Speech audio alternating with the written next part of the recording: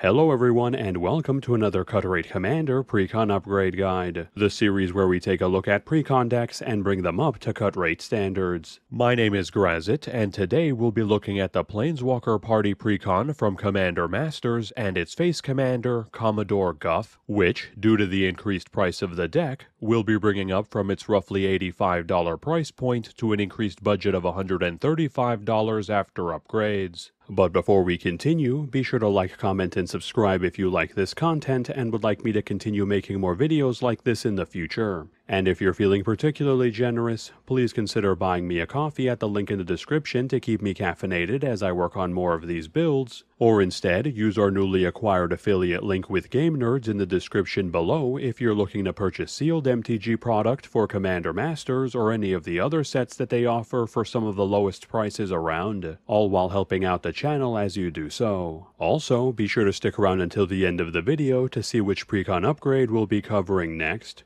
So, with that out of the way, let's start by taking a look at the commander and playstyle.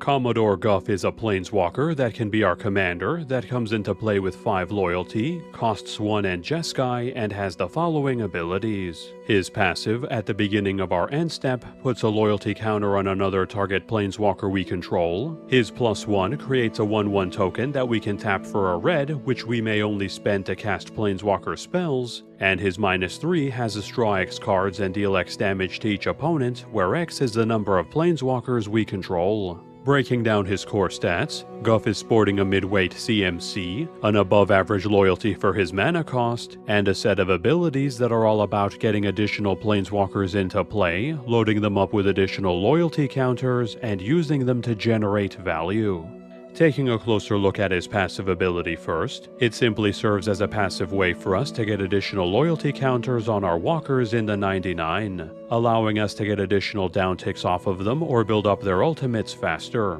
both of which are greatly appreciated in a planeswalker-heavy build. His +1 then provides us with a steady stream of mana dorks to help cast our planeswalkers, or, if need be, to screen attacks for them, which is a superb way to get walkers on board quickly and keep them alive once they're in play so we can continue to use them to generate value. And lastly, his -3 gives us a way to reload our hands that scales with the number of planeswalkers we have in play, as well as taking equal-sized chunks out of our opponent's life totals as we do so, easily allowing us to draw 3+ cards a turn to dig for more walkers and ways to enable them, while simultaneously helping us close out games with the scalable AoE burn it deals as well. So, as we can see based on his abilities, Commodore Guff is very clearly a planeswalker-themed commander, being fully equipped to get walkers into play quickly, enabling them to use their abilities more frequently or get to their ultimates faster, and even using them to generate us card advantage on top of inflicting burn. And the base build does an excellent job at reflecting that,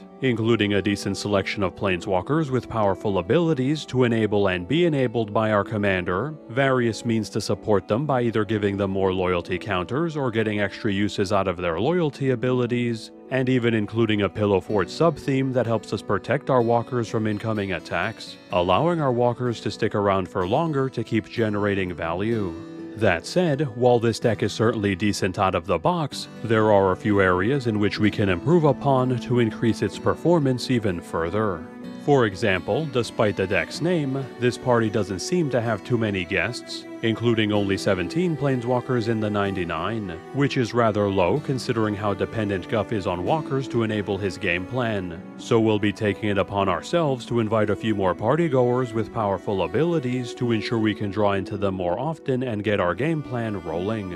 Then looking at the base build's Pillow Fort sub-theme, which certainly has some passable entrance out of the gate to keep our planeswalkers alive, but we can improve upon by adding even more ways to tax our opponents as they swing into our walkers to slow them down, and including some more planeswalker-specific defensive options that are either hard to attack into, or make attacking into our walkers undesirable, which will hopefully keep them alive for longer while we use them to either generate value or to charge their ultimates so we can use them to close out the game. And then for the remainder of our budget, we'll be focusing on adding in additional Planeswalker support pieces to get the most mileage out of our walkers' abilities as possible, thereby ensuring that our Planeswalkers can keep this party going for as long as possible, whether our opponents want it to or not. So let's turn back the pages of time and travel to the hidden library on Dominaria, where the incredibly good-looking Commodore Guff calls home. It's here, in this mystic archive that no one ever comes to visit unless they need something from him, the ungrateful bastards, where he has access to all the knowledge that was, is, and ever will be. And, should he feel so inclined, change it. Which, between you and me, is much more impressive than Urza's fancy little toys, let me tell you. You know what, as a matter of fact, I knew Urza's little Nine Titans plan was doomed from the start. And not in like a, this is a bad idea kind of way, no. Like, I can see the future and we're screwed kind of way. But you know what, seeing as I was going to die anyway, no rewriting that I guess, I decided to give Dominaria a chance by changing the ending to that story if just to get Bolivar to stop bugging me about it. So yeah, I saved Dominaria, and I guess by extension the multiverse. So stick that up your pipe and smoke it, Urza, you traitorous bastard. And you can have your script back. Wow, okay. So now that we have a better understanding of the commander and playstyle, let's take a look at the cards we'll be keeping from the base build. The hell was that about? Starting with the creatures that made the cut from the core build, we'll begin by retaining the ones that help enable our Planeswalkers the most so we can get the most mileage out of them. As such, we'll be holding on to both Grateful Apparition and Thrumming Bird, both of which serve as repeatable sources of Proliferate to help multiply our walkers' loyalty counters as they get in for damage with their evasive bodies. Flux Channeler, who instead proliferates whenever we cast non-creature spells, of which we have plenty in this Super Friends build, and a Deep Glow Skate, who instantly doubles our Planeswalkers' loyalty counters as soon as it comes down, more often than not allowing them to immediately ult and take over the game. Then moving away from creatures that increase our Planeswalkers' loyalty counters and onto those that get us more mileage out of their abilities, we'll be retaining both of the new entries, Leori Spark-Touched Hunter and Jaius Phoenix, as evasive bodies that, when they connect, allow us to copy our walkers' abilities for the turn. The former doing so for all Planeswalkers of the same type, which is useful to get extra uses out of the various Chandras included in the base build or the Teferis that we'll be adding, and the latter only doubling the next loyalty ability we activate, but being able to do so on the turn it comes down thanks to haste, while also easily reanimating itself from the bin if destroyed as we cast our Planeswalkers to do so again. And then to wrap up our Planeswalker supporting creatures, we'll also be keeping Sparkshaper Visionary, who turns all our Planeswalkers into decent-sized evasive bodies to swing in with so they can continue to pile on the damage outside of their abilities while simultaneously providing us with card selection as they connect, as well as Spark Double, who allows us to double up on our most powerful Planeswalker in play as it comes down so we can get even more uses out of their abilities. Then switching gears from creatures that enable and empower our Planeswalkers to those whose job is to keep them alive, we'll of course be holding on to the Pillow Fort pieces Kazul Tyrant of the Cliffs and Onaki Oathkeeper, both of whom make it that much more difficult for our opponents to attack into our walkers by charging the mana to do so, with the latter even serving as Planeswalker reanimation if destroyed. Silent Arbiter, who outright prevents more than one attack from occurring each turn to keep our Planeswalkers nice and safe while they generate us value and deal damage through their abilities. And lastly, Mungara the Diplomat, who may not prevent attacks from occurring outright, but does generate us card advantage as our opponents attack into us or our walkers, which may be enough to deter them from attacking us in the first place, as well as when our opponents draw extra cards per turn as a bonus. Then moving on to our instant carryovers, we'll be holding on to the base build's removal suite consisting of Path to Exile and Swords to Plowshares, both of which are cheap and efficient non-destruction creature removal to help us deal with our opponent's creature-based threats, as well as Guff Rewrites History, which is functionally 4 Chaos Warps in a trench coat, which admittedly never whiffs unlike its predecessor and hits us as well, but is still an excellent removal tool for any kind of threat, and, in the latter's case, can actually be a good thing as we can occasionally just trade a mana rock or a token for a Planeswalker from our deck if we get lucky. It's then on to our sorcery holdovers, in which the only entrant that made the cut from the base build is Blasphemous Act, which is too good of a board wipe not to include, considering that, for as little as a single mana, it can level the board without harming our planeswalkers, leaving them to use their abilities unimpeded while our opponents are left scrambling to rebuild their board states. Our retained enchantments are then up next, with the Oaths Oath of Gideon and Oath of Teferi being the only ones that made the cut, the former providing our walkers with additional loyalty as they come in and tokens to screen attacks for them as it comes down, and the latter by allowing all our walkers to activate their loyalty abilities twice per turn to make them twice as effective, as well as giving us the option to reset a planeswalker's loyalty by flickering them as a bonus. Then with our held over enchantments covered, we'll proceed to our kept artifacts, which will almost entirely consist of the base build's mana rock collection to help us get to our planeswalkers that much faster. Those being Sol Ring,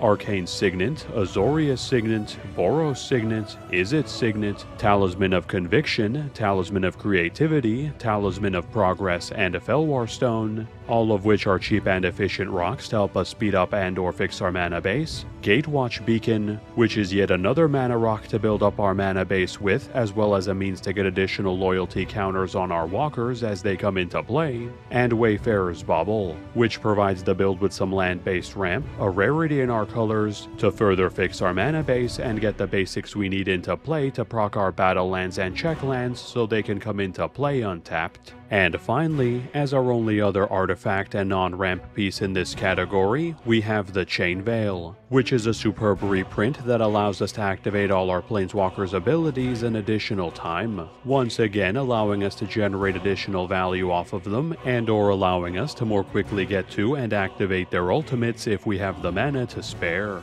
And at last, we reach the backbone of this build, its retained planeswalkers, where we'll be holding on to the members that will either be able to provide us with the most value and or have the most backbreaking ultimates to take over the game with, and ideally being able to do both. Starting off with our kept white planeswalkers, the new Teo Geometric Tactician will be staying in as a cheap walker who provides us with a free defensive body when he comes down to both protect himself and his fellow planeswalkers, serviceable repeatable card advantage, and bringing some powerful attack protection to the table by limiting incoming attacks to only one player to help keep our planeswalkers alive even longer. Elspeth Sun's Champion will be keeping her spot as a repeatable token generator to screen attacks with, a board wipe to keep the board clear of big creatures, and possessing a decent ult that makes all our creatures bigger and evasive to block more effectively or go on the offensive with. And a Johnny Steadfast will of course be retaining his position as well as possibly the best planeswalker from the base build, primarily thanks to his ability to uptick all our other planeswalkers' loyalty with his -2, while simultaneously loading up our blockers with +1/+1 counters to more easily intercept attacks, while his ult, if we're able to get to it, will make us and our walkers almost impossible to kill between its damage mitigation and our other Pillow Fort pieces.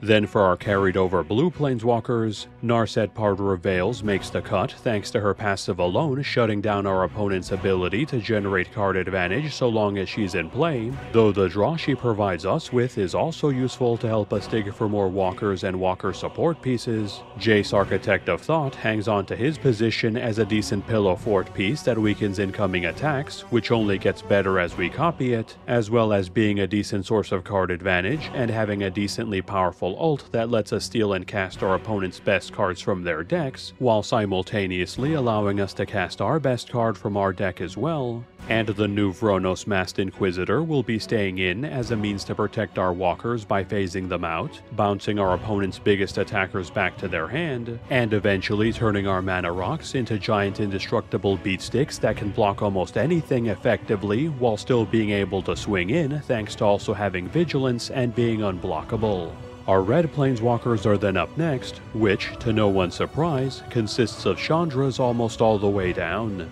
with Chandra Torch of Defiance providing us with repeatable draw and ramp on both her +1s, decent targeted removal on her -3, and a backbreaking ultimate that throws a lot of damage around the table for every spell we cast, the new Chandra Legacy of Fire giving us decent passive burn that scales with our walkers by simply existing, as well as providing the build with very solid ramp and impulse draw to help us dig and cast more planeswalkers, and Chandra Awakened Inferno, on top of being a much needed reprint, puts a timer on the game with her +2 as soon as she comes down, which will slowly burn our opponents with each passing turn and only gets better as we copy it to burn through their life totals even faster, while also providing decent targeted removal and a mini wipe to help us keep control of the board. And then as our only other retained non-Chandra red planeswalker, we have Sarkhan the Masterless, who's an excellent pillow fort piece thanks to both creating decent-sized flying dragons to screen attacks for us, and using them to automatically inflict damage to creatures that swing into us thanks to his passive, as well as allowing us to turn all our walkers into evasive 4/4s to alpha strike in with if needed for a huge spike to our damage output. And finally, wrapping up our planeswalkers with our only 2 retained multicolored entrants, Saheeli Sublime Artificer will be staying in as a decent passive token generator as we cast her wide variety of non-creature spells, who can occasionally turn the tokens she creates into temporary copies of our artifacts or creatures to generate additional value or to swing in with, and Narset of the Ancient Way will be staying in as well to provide us with repeatable ramp to help us cast our walkers and other non-creature spells, as well as providing us with passable removal and another backbreaking ultimate that will continually inflict damage to the table as we cast the vast majority of our spells. And at last, we reach our held over land base, where we'll be retaining the vast majority of the ones included in the base build, as they provide us with a very solid spread of colors and effects right out of the gate, including the Mana Lands Command Tower and Mystic Monastery, both of which tap for all our colors, Exotic Orchard, which can usually tap for some if not all of our colors off our opponent's lands, the Reveal Lands Frostboil Snarl, Fury Column Snarl, and Port Town, along with the Battleland Prairie Stream, all of which tap for one of 2 of our colors and typically come into play untapped thanks to our decent number of basics, and the Filterlands Cascade Bluffs, Mystic Gate, Rugged Prairie, and Skycloud Expanse, all of which provide us with even more fixing to ensure we'll almost always have access to whatever color of mana we may need at any given time without sacrificing speed to do so.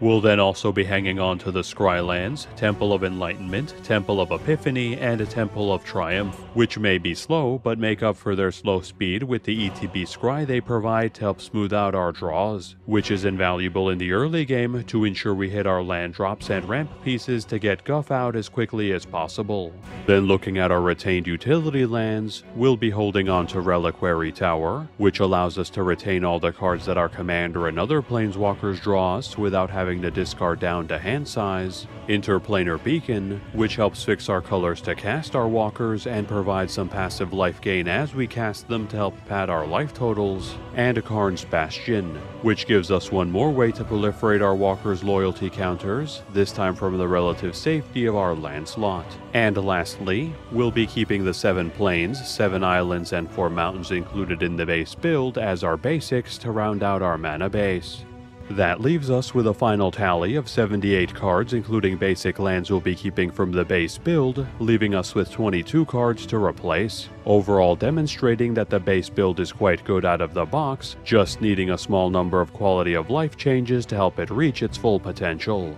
So, now that we've covered all the cards that made the cut from the core build, let's move on to our upgrades.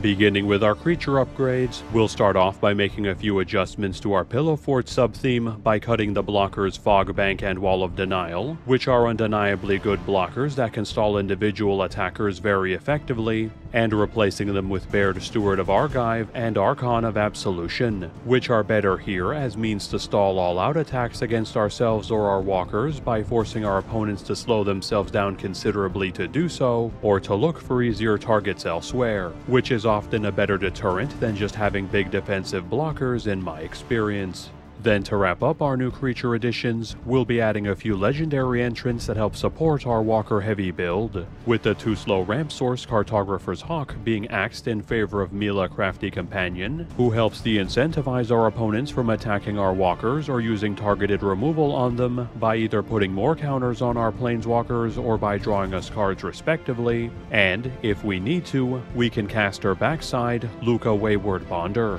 who can take advantage of our Planeswalker support pieces and whose ult can throw considerable damage around if we have multiple token creating walkers in play. We'll then be exchanging the somewhat out of place land drawing Oreskos Explorer for the more on theme Peregrine Dynamo, who serves as a big defensive body to intercept attacks with and as a means to cheaply double up on most of our planeswalkers' abilities to get even more value off of them, which is particularly powerful when copying their ults. And a Narset Enlightened Master, who is a very powerful card, but our build lacks ways to allow her to attack in safely, severely limiting her ability to cheat spells into play for us more than once, so we'll be replacing her with the much cheaper Laziel Valaketh's Champion, who's a superb Planeswalker support piece that gets additional loyalty counters on our walkers as they enter play, and as loyalty counters are put on them through any means, allowing us to use their downticks more often or to reach their ults much faster.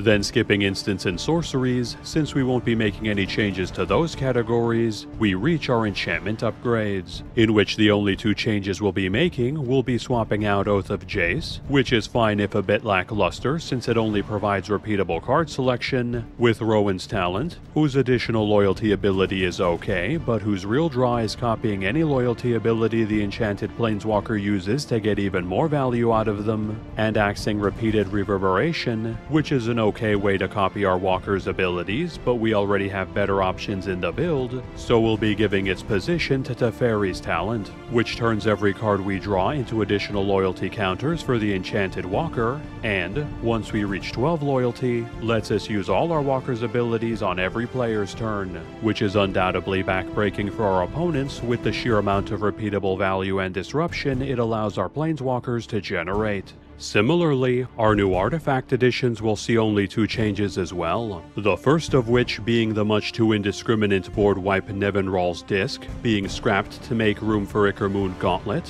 which is exceptional in this build as a means to allow all our walkers to increase both their and our other walkers' loyalty via Proliferate, and then let us cash those loyalty counters in for extra turns, which with enough walkers in play we can use to generate multiple back-to-back turns to take over the game with, and Norn's Annex being cut, which I'm not a big fan of as a pillow fort piece, as life is much easier to spend than mana for our opponents, so we'll be giving its spot to Rings of Bright Hearth, which gives us yet another way to copy our walkers' abilities to generate even more value off of them. And finally, reaching the category with the most changes, we have our Planeswalker upgrades, in which we'll be focusing on increasing the quantity and quality of our walkers to ensure we can reliably get them into play for our commander to empower, and to ensure their abilities have the maximum impact on the board as possible.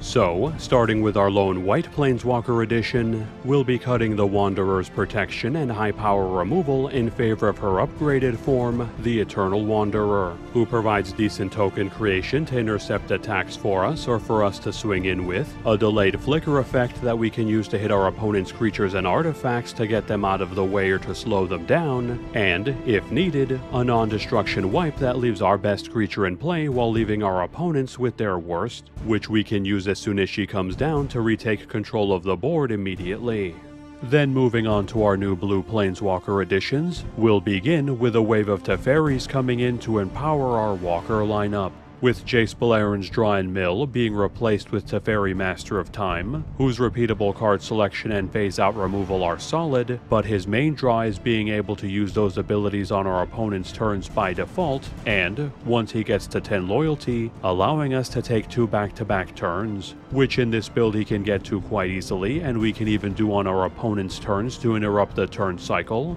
Gideon Jura's Taunt Protection and Removal being reinterred in favor of Teferi Temporal Pilgrim, who who quickly loads himself up with counters as we draw cards, draws cards himself to generate us value, creates tokens that get bigger as we draw cards to better protect our walkers, and eventually gives us a player-specific wipe that more or less sends them back to the Stone Age after it resolves, and deploy the Gatewatch, which can be quite powerful by getting us up to 2 free walkers into play, but whose high cost that our commander can't help us with, and its random nature making it a bit too bricky and unreliable in this build, so we'll be cutting it to make room for Teferi Temporal Archmage, who provides us with even more draw, means to untap our permanents to get extra uses out of our lands and artifacts, which can potentially get us back-to-back or even infinite uses out of the Chain Veil with the proper setup, and an ult that again lets us use all our walkers' abilities every turn to completely take over the game with. Then as our last new blue planeswalker, and as our first new red planeswalker, we'll be slotting out the wipes Urza's Ruinous Blast and Promise of Loyalty, both of which are fine, but we have plenty of wipes in the build already, so we don't need more. So we can slot in the siblings Will Kennereth and Rowan Kennereth, both of whom fetch each other thanks to partner, with the former's first 2 abilities providing us with decent defenses by effectively neutralizing the 2 most dangerous creatures at the table, as well as providing us with repeatable draw and cost reduction for our walkers so we can continue to dig for and cast them, while the latter's last 2 abilities provide us with another way for us to wipe the board of mid-sized threats to keep our walkers safe, and an ult that lets us copy our walkers' loyalty abilities yet again so we can make them even more potent. Then as our only other red Planeswalker upgrade, we'll be cutting Jace Mirror Mage and the middling card selection and draw he brings to the table so we can bring in Chandra Acolyte of Flame, who we're primarily running as a means to get extra loyalty counters on our red Planeswalkers, but can be situationally useful to get additional bodies on board to swing in with, or get us extra uses out of our cheap removal spells from the bin. And finally, reaching our new multicolored Planeswalker editions, we'll be swapping out Nahiri the Harbinger's loot and removal for Teferi Time Raveler, whose mere presence on the battlefield shuts down any instant speed interactions our opponents may have, making our plays that much harder to be disrupted, while still possessing decent removal and draw via his -3. Honor-worn Shaku's admittedly decent but at this point redundant ramp being scrapped in favor of Teferi who slows the sunset, who still provides decent ramp by untapping our mana dorks, rocks, and lands, as well as being a very solid source of card advantage via his -2 and ult to ensure we can keep our hands nice and full, and Semester's End's protection being sidelined to make room for Venser the Sojourner, whose +2 can effectively reset any of our walkers' loyalty counters by flickering them if they're running low, while his ult is utterly backbreaking, enabling us to permanently exile any permanents on our opponent's boards as we cast our spells, up to and including their land base if we're feeling particularly nasty. And lastly, we'll be removing the colorless utility lands Forge of Heroes and Mobilized District, which are arguably useful but ultimately unnecessary in this build, so that Dovin Bond and Ral Zarek can take their spots, both of whose ults are game-ending by either slowing down our opponents to a crawl or by allowing us to, on average, take 2 to 3 extra turns, while their other abilities are still useful to us via the creature disruption and draw or untapping and removal they provide, respectively. And at last, reaching our land upgrades, the only change we'll be making here will be terraforming the slow and limited ramp source Myriad landscape into the more on-brand Nesting Grounds, which allows us to cheaply transfer loyalty counters from one walker to another, thereby allowing them to reach their ults that much faster. So, now that we've covered all 22 cards that we've upgraded from the core build, let's take a look at the breakdown for this Precon upgrade. This deck currently has 17 creatures, 3 instants, 1 sorcery, 4 enchantments, 14 artifacts, 26 planeswalkers including our commander and MDFCs, and 36 lands. Looking at the stats that matter to our game plan, we again have a total of 26 planeswalkers, 38 cards that care about planeswalkers in some way, shape, or form, 16 cards that can increase our planeswalkers' loyalty counters, 6 cards that can copy our walker's loyalty abilities, 4 cards that let us activate our walker's abilities additional times, 13 cards that make it harder for our opponents to attack our walkers or de-incentivize attacks against them, and 9 sources of token creation, giving us a pretty solid Super Friends build with plenty of walkers and ways to empower them, as well as a decent number of means to keep them alive for longer via either preventing attacks with pillow fort pieces or by screening attacks with tokens. Then for general deck stats, we have 18 ramp sources, 13 card draw sources, 12 targeted removal sources, and 6 board wipes, leaving most of our core stats at above their average numbers due to a good number of our planeswalkers fitting into multiple categories simultaneously with their loyalty abilities, which in turn is great for the build's flexibility.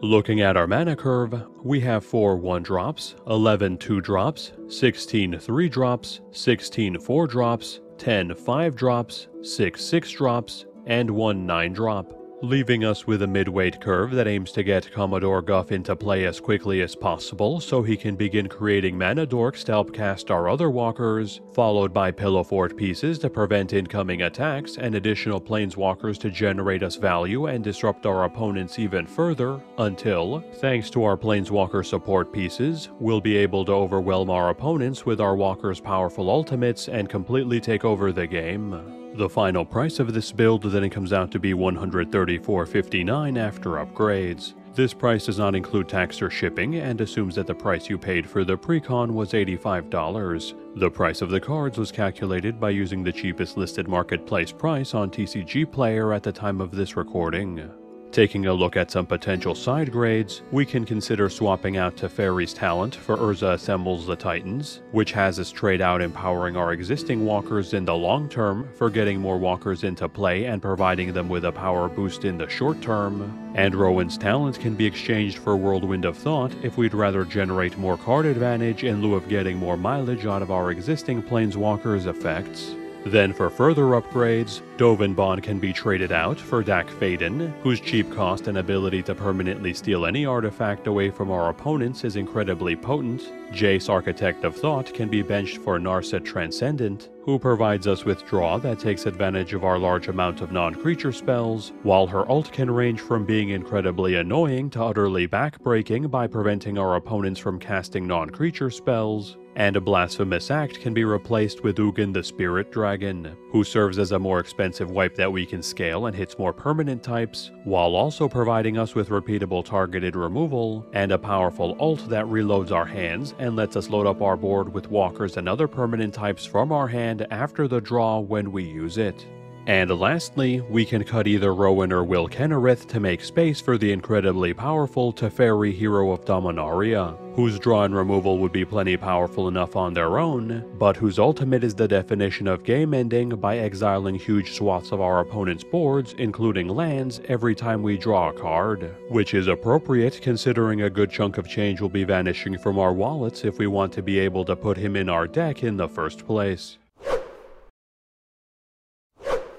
Thanks everyone for sticking around until the end of the video. With the Planeswalker Party Precon Upgrade complete, the next Precon we'll be covering will be the Enduring Enchantments Precon and its face commander, Onyxia Hand of Erebos, so look forward to an Enchantment Reanimator themed build featuring her coming soon. And lastly, before we close out, be sure to like, comment, and subscribe if you haven't done so already, as this channel can't continue to grow without your support. And if you're feeling particularly generous, feel free to keep me caffeinated via buying me a coffee at the link in the description, or alternatively, use our Game Nerds affiliate link in the description if you're looking to purchase sealed MTG product, accessories, board games, or any of their other wide selection of products at low prices that include free shipping for orders over $75, and a rewards program that builds up store credit over time as you make your purchases. And if any of you would like to support the channel in a different way, feel free to check out the other deck techs floating around my head if you'd like to see the latest builds, or click on the link above for a playlist of all the Cut Rate Commander episodes I've made so far. And with that, have a good one folks, and stay safe.